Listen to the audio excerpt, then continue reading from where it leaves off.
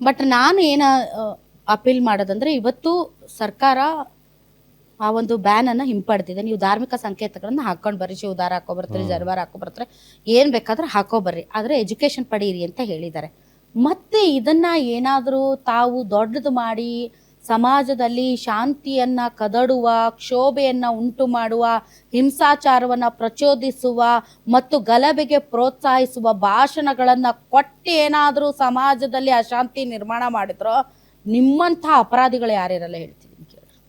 ನೀವು ಬಂದಾಗ ತೆಗಿತೀರಿ, ಇವ್ರು ಬಂದಾಗ ಹಾಕ್ತಾರೆ, ಇವ್ರ ಬಂದಾಗ ಬ್ಯಾನ್ ಅಂತಾರೆ, ಅವರು ಬ್ಯಾನ್ ಇಲ್ಲ ಅಂತಾರೆ.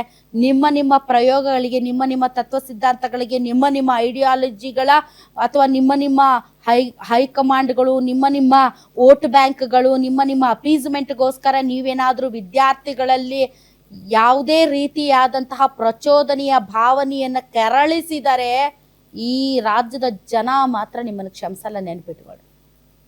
ಇಂಥ ಪ್ರಯೋಗಗಳಿಗೆ ನಿಮ್ಮನ್ನ ಕೂರಿಸಿದ್ದಾರೆ, ಮತ್ತೆ ಮಾಡಕ್ ಹೋಗ್ಬೇಡ್ರಿ. ಅದು ಕಾಂಗ್ರೆಸ್ ಆಗಿರ್ಬೋದು, BJP ಆಗಿರ್ಬೋದು.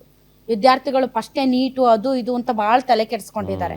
ಈ ಸ್ಪರ್ಧಾತ್ಮಕ ಯುಗದಲ್ಲಿ ನೀವು ಹಿಜಾಬ್ ಹಾಕ್ತಿರೋ, ನೀವು ಜಿನ್ವಾರ ಹಾಕ್ತಿರೋ, ನೀವು ಶಿವದಾರ ಹಾಕ್ತಿರೋ, ನೀವು ಕೇಸರಿ ಶಾಲ್ ಹಾಕ್ತಿರೋ, ಕೇಸರಿ ಬಟ್ಟೆ ಹಾಕ್ತಿರೋ ಅಲ್ಲ. Education is very very very important.